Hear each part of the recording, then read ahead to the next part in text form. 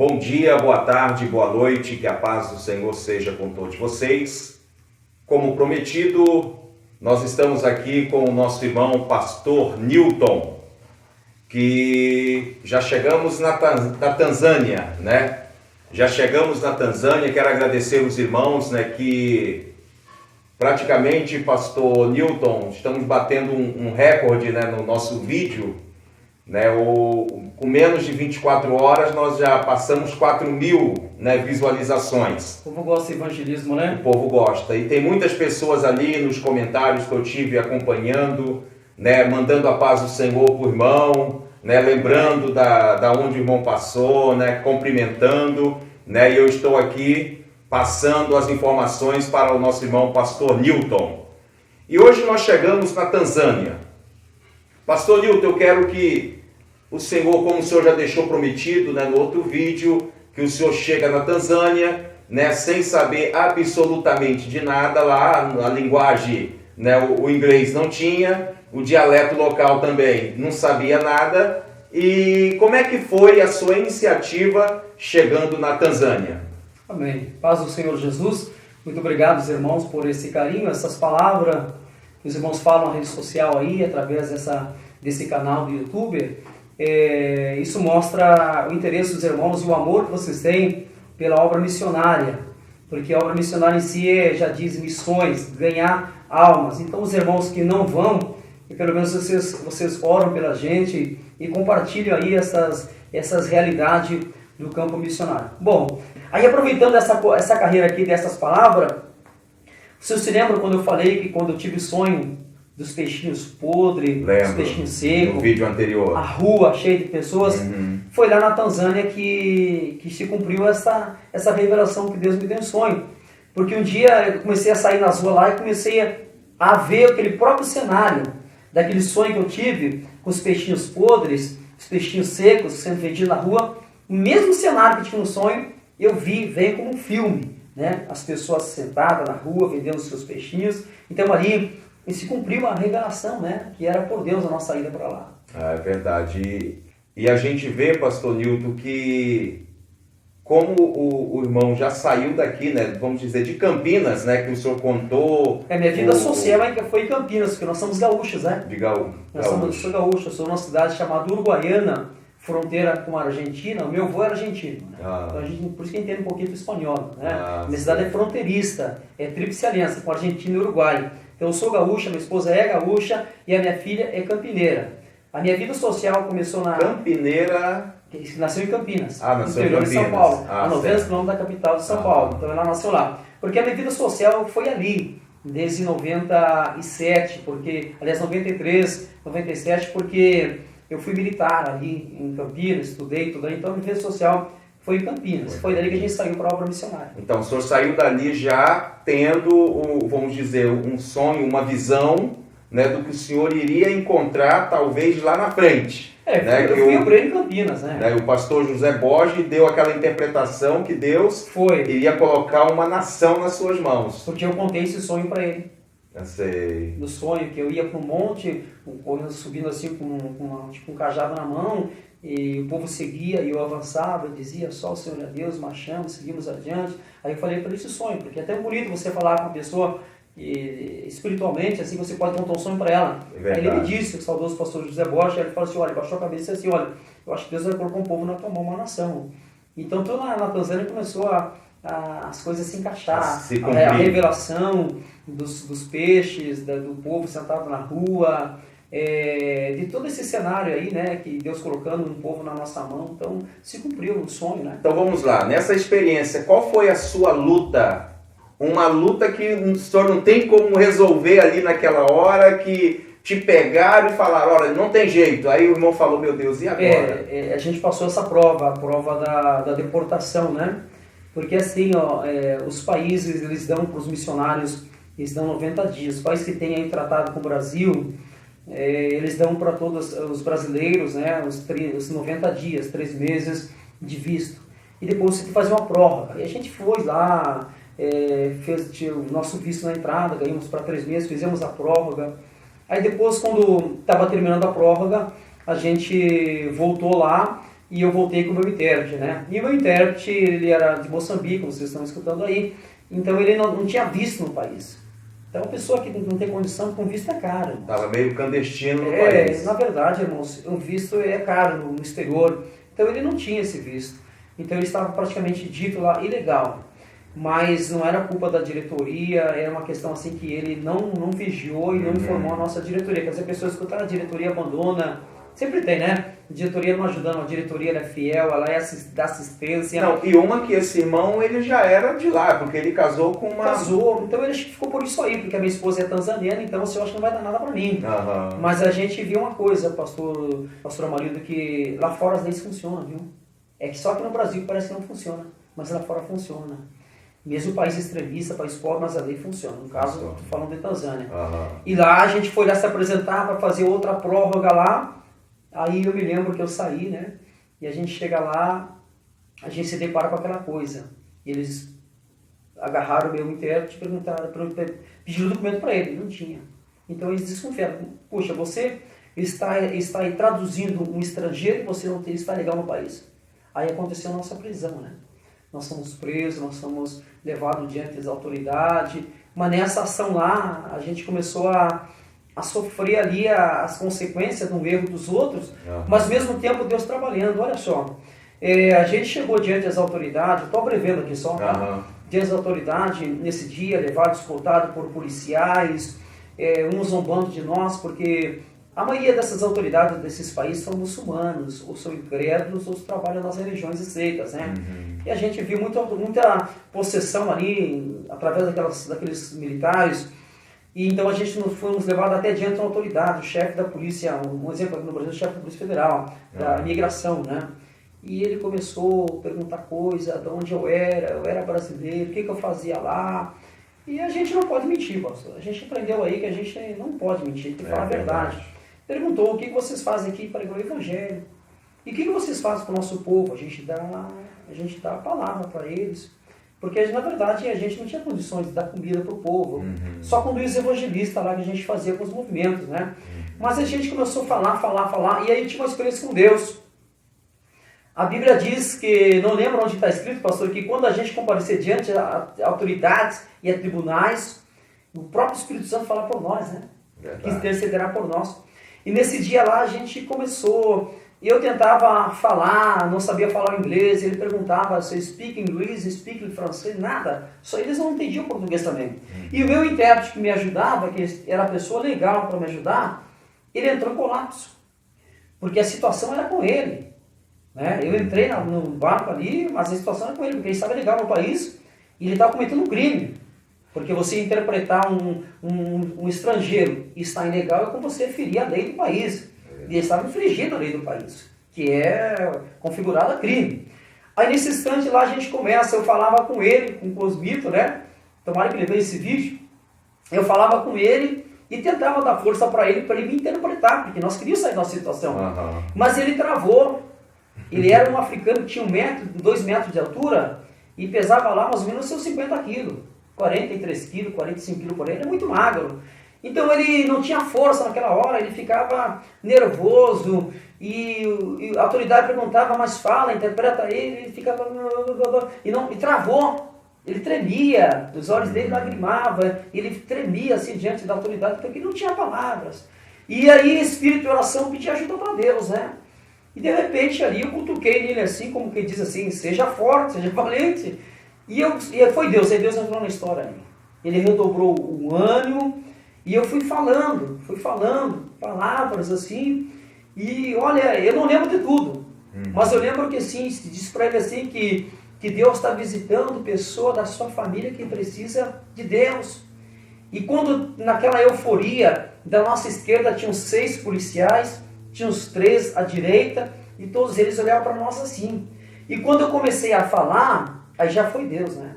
Aí como entra assim um poder na sua vida que você vê que domina, que você está sendo dominado, né? por um poder sobrenatural. E eu falava, e aí o meu intérprete começou a entrar força nele, ele começou a falar. Então tudo que eu falava eu interpretava. E nessas já virou pregação, né? Nessa hora já não era justificativa. já era pregação. Eu comecei a justificar que eu era brasileiro, missionário, que ele era meu intérprete, que ele poderia até legal no país, mas a gente ia fazer uma coisa por ele. E o homem estava revoltado. Não, vocês vão por júri, vocês vão ser penalizados. Nós vamos lá agora. E ele deu ordem, olha só. Ele deu ordem para a chefia ir lá e fechar a igreja. Pegou o endereço da igreja, tudo assim. E ele estava com uma folha. Essa folha já estava ali, escrito por ele, que lá não tem muita tecnologia, né? Já escreveu e deu ordem para os seus comissários já ir fechar a igreja lá, em Besbite, onde estava a igreja. Então começou aquela guerra dentro, e eu me lembrando, meu Deus, a igreja vai fechar, como vão ficar agora diante da diretoria, como vai ser agora o povo, os membros, chegar na igreja lacrada. Então começou aquela guerra lá. Eles pediram a nota para fechar a igreja, e nós já ir para a júri ali, porque era um crime, né?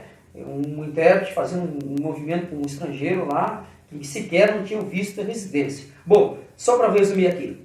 Aí, aquela nossa justificativa já virou em pregação, em pregações. E eu falei que ali tinha uma pessoa, né, a família precisava muito de Deus. E quando naquela euforia, eu olhava para os policiais, eu olhava para o intérprete, eu olhava para ele, eu comecei a ver lágrimas sair dos olhos do chefe. Do chefe. E o chefe, ele era muçulmano. Sabe que muçulmano pau, pedra é pedra, não tem outro termo, né? Ele começou a lacrimejar. E quando eu vi os olhos dele lacrimejar, o meu intérprete dobrou o ânimo. E começou, e foi para cima. Nós ganhamos essa batalha. Quando ele começou a lacrimejar, a gente ganhou essa batalha. Porque a gente viu ali o grande, o autoritário, pedindo a nota para a chefiatura ali, ir lá, fechar a igreja, e a gente já ir preso ali. Gente, ali já começou a vitória. E ele falou assim, olha, eu reconheço que vocês são de Deus, e reconheço que vocês são missionários de Deus. Ele agarrou a folha que estava na mão dos policiais, rasgou, que era para fechar a igreja, jogou no lixo. Mas como a gente já tinha ferido uma regra, e isso era nítido, foi nítido até lá, no prédio onde estavam os atendentes, então ele falou, ele reconheceu que a gente era de Deus, coisa e tal, e na verdade ele disse que tinha uma pessoa da sua família que tinha enfermidade. Ele ficou sensibilizado com aquilo que eu falei, que tinha uma pessoa da sua família, e foi revelação de Deus mesmo, né? Tinha uma pessoa que precisava muito de Deus, estava enferma. Ele viu que aquilo ali foi que a gente não era um terrorista. O próprio Espírito Santo de Deus, naquele momento, né, se apoderou ali da sua voz, né, da sua boca. E nos deu a saída usando a revelação da família dele. Da situação que estava para vocês sair daquela situação. Exato. Então aí a gente ganhou aquela batalha, aquela primeira causa ali. Mas assim, como o país tem lei, né? A única coisa que não perdoou é a gente seguir dessa maneira. Então a gente foi praticamente numa ordem de deportação, a gente sair do país. Então a gente, encurtando a história, a gente teve que deixar o país, sair eu, minha esposa e o intérprete. Então, reconhecer que nós éramos homens de Deus, missionários, não fechar a igreja, não lacrar a igreja, perdoar a igreja estava em trâmite ainda, não estava 100% legal, mas tinha um protocolo já de entrada junto ao Ministério das Relações Exteriores, né? Mas a gente não foi perdoar, a gente teve que sair do país. Vocês saíram lá da Tanzânia e foram para onde? Nós fomos para a África do Sul. Vocês dois? Nós três. Os três? E ele já ligou para a esposa, disse que não poderia chegar lá, se aconteceu um problema. Ele esperou chegar na África do Sul para ele falar para a esposa o que aconteceu. Mas ele também tinha uma culpa também. Aí começa a nossa trajetória na África do Sul. A gente comunicamos a diretoria mandou nossa passagem automaticamente, falamos o que aconteceu, que a igreja tem um certo cuidado nessas questões aí. Nós comunicamos a embaixada do Brasil também, comunicamos a situação. A gente estava com essa situação e a ordem era para a gente deixar o país. Saímos. Fomos para a África do Sul para quê? Porque como a gente passou pela África do Sul, a gente tinha um visto lá também, de ficar lá por 3 meses, né? Então a gente ficou lá na África do Sul, na igreja, na sede nacional lá, ficamos lá apoiando. Na época era o pastor Domingos, né, que era um cabo-verdiano, que era responsável lá. A igreja é própria, não paga aluguel, tem uma certa facilidade de acolher. Até que a diretoria fizesse os trâmites, né? Os trâmites para nós regressar ao país, que são aqueles documentos legais do país que a igreja emite junto com o ministério aqui, da embaixada da Tanzânia em Brasília, para nos dar autoridade e explicar o caso para a gente regressar. Então, quer dizer, a questão não era toda para mim, a questão era do intérprete, mas eu precisava de um reconhecimento aqui das autoridades do Brasil para a gente seguir a nossa vida, porque ficou as coisas lá, a igreja, praticamente esses irmãos sem saber o que aconteceu, então a gente precisaria voltar lá para restabelecer a situação. Então a gente ficou na África do Sul, na época fria, né, Cláudio? Gelado, a África do Sul é gelado, muito frio, chega a fazer 2, 3, 4, 5 graus abaixo de zero, e a gente, né, foi para a África quente, a gente não tinha roupa de frio, então essa foi a nossa primeira prova que a gente teve lá na questão assim, de sofrimento pessoal. Né? E aí, vocês tiveram que vir para o Brasil para fazer a legalização ou da África do Sul mesmo? Esperamos quase um mês lá, né? Esperamos quase um mês na África do Sul até os documentos chegar via FedEx, UPS, né? Para a gente viajar. Então aí depois passamos essas questões lá, a gente regressa à Tanzânia e as autoridades nos autorizam a entrar. Enquanto isso, só o meu intérprete não pôde entrar. O meu intérprete teve que regressar para Moçambique e legalizar suas questões particulares com as autoridades do seu país para depois entrar. Mas deu tudo certo. Nós chegamos primeiro, entramos, aí tinha lá, aí você pode dizer, pastor, e quem te interpretou depois? Aí tinha a financeira, a irmã Maria, né? Que lá se chama Dada. Tá? Dada Maria, né? Então aí, e irmão é Caca.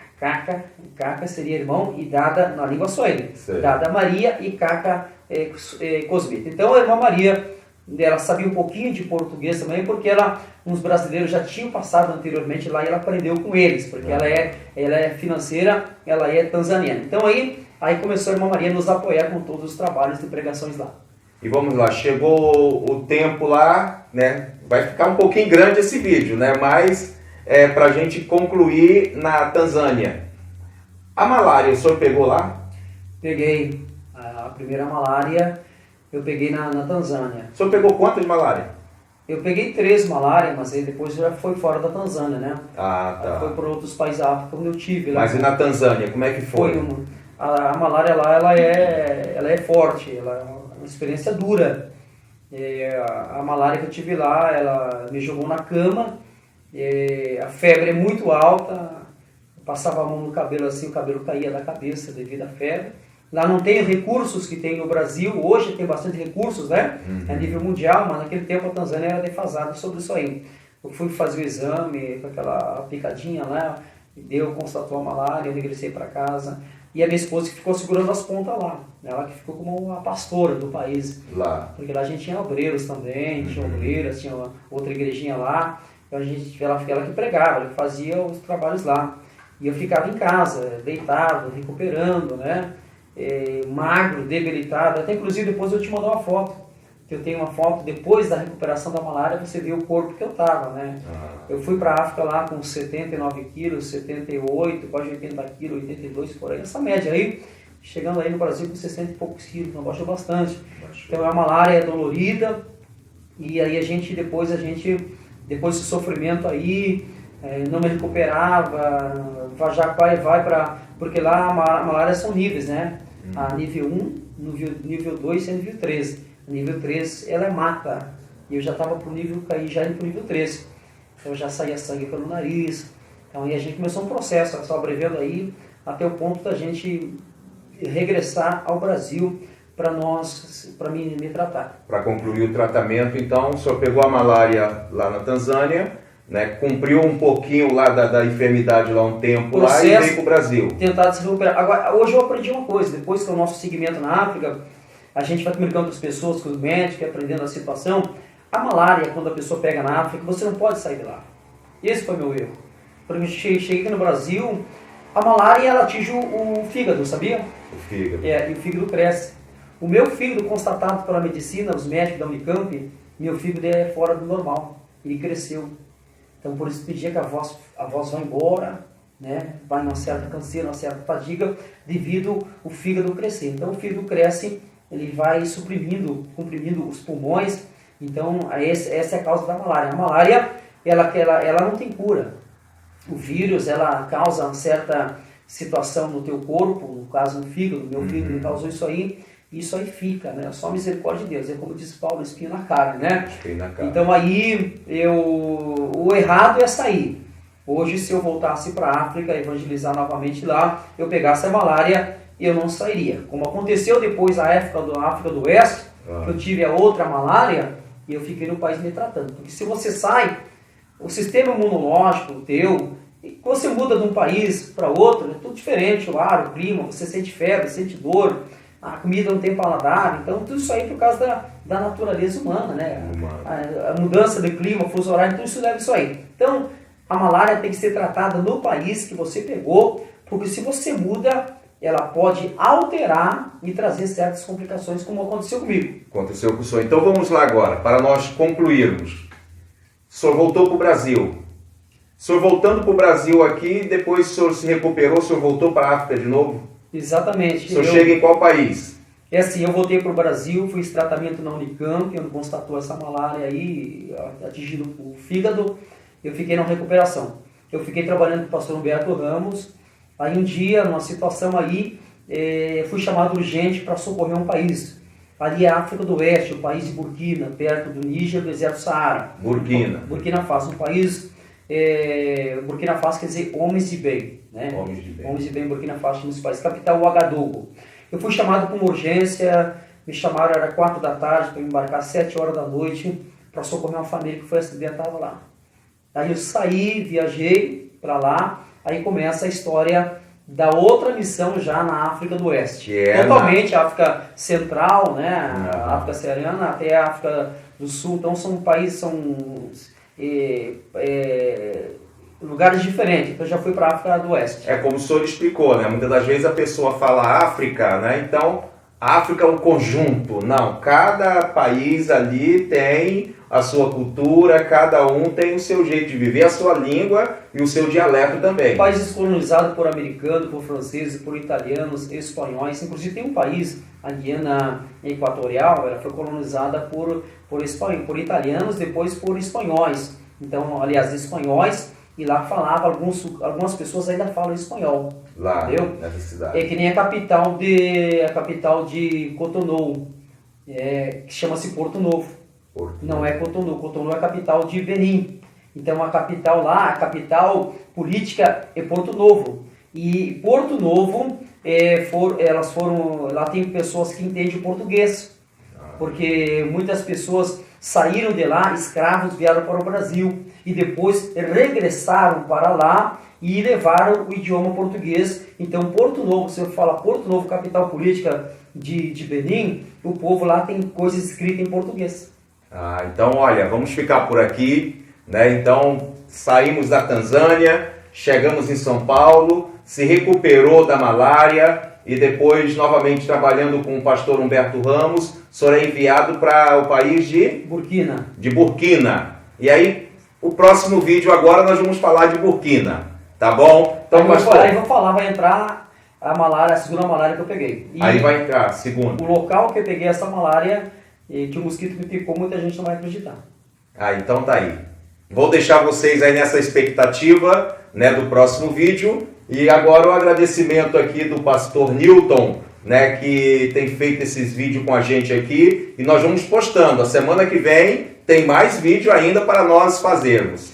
Muito obrigado. E eu sei que diante dessas colocações são fatos verídicos. A gente tem fotos, tem tudo comprovado, né, irmão? Assim, não é uma história aí de pescador, né? Sei como é. Às vezes pessoas vou falar coisa da África e não acreditam, mas a gente é prova viva do que a gente falou, né? Que a gente viveu lá também, tá? Deus abençoe, muito obrigado por estar ouvindo esse vídeo aí. Deus abençoe a todos, muito obrigado, pastor Maurício. Amém. Que Deus abençoe, irmãos. Vou deixar vocês aí na expectativa da viagem missionária, né, do pastor Newton e a sua família, levando o Evangelho do Senhor. Muitas das vezes tem pessoas que falam que é fácil. Não, é fácil se você estiver na direção de Deus. E mesmo na direção de Deus, você ainda enfrenta lutas, você ainda enfrenta dificuldade, mas quando a gente persevera na nossa fé, hoje está aqui o pastor Newton, dirigente da sucursal aqui de Neves, uma igreja histórica, que nós vamos gravar um vídeo ainda do pastor Newton falando dessa passagem dele aqui na nossa igreja pentecostal Deus e Amor de Neves, São Gonçalo. Deus abençoe a todos. Aguardem que vem também um vídeo com a nossa irmã Cláudia, que vai contar também um testemunho dela que aconteceu no exterior. Deus abençoe a todos.